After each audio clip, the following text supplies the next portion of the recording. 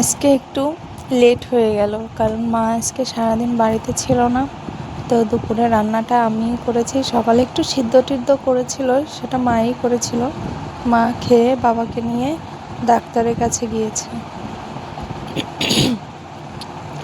তাই মা বলেছিল, তুই যদি রান্না করতে পারিস তো করিস, যদি না পারিস তো করার দরকার নেই, আমি এসে করে নেব।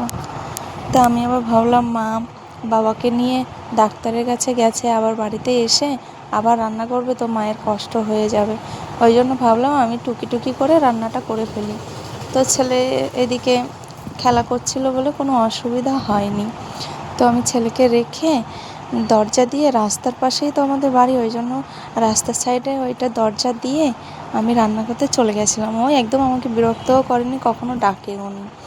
তাই আমি রান্না করতে চলে গেছি। রান্না করে এসে তারপর ছেলেকে স্নান করিয়ে খাইয়ে তারপরে ঘুম পাড়িয়ে আমি স্নান করে খেয়ে তারপর ভেবেছিলাম একটু শোবো।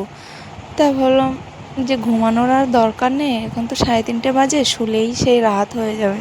তো ভাবলাম দরকার নেই, রাত্রে একটু তাড়াতাড়ি খেয়ে ঘুমিয়ে পড়লে হলো। তাই এইখানে আমি সাজুগুজু করতে বসে গেলাম। এবার বসার পরে আমি শাড়িটা পরে এসেছি। পরে এসে এখন মুখে মেকআপ করব। মেকআপ আমি অতটা পারি না। তো এদিকে দেখো, ময়েশ্চারাইজার আমার তো নেই, ওই জন্য আমার দাদার একটা ক্রিম ছিল, ওই ক্রিমটাই আমি লাগিয়ে নিয়েছি। কী করব, কিছু তো একটা লাগাতে হবে, খালি মুখে তো আর মেকআপ করা যায় না। আমি বেশি মেকআপ করি না, যাই হোক একটু করি, তবুও ঠিকঠাক সব কিছু না পেলে কোনো রকমে একটু ম্যানেজ করে নিই। এদিকে আমার মুখের মেকআপ টেকআপ হয়ে গেছে, আর এই আমার ফাইনাল লুক। কেমন হয়েছে?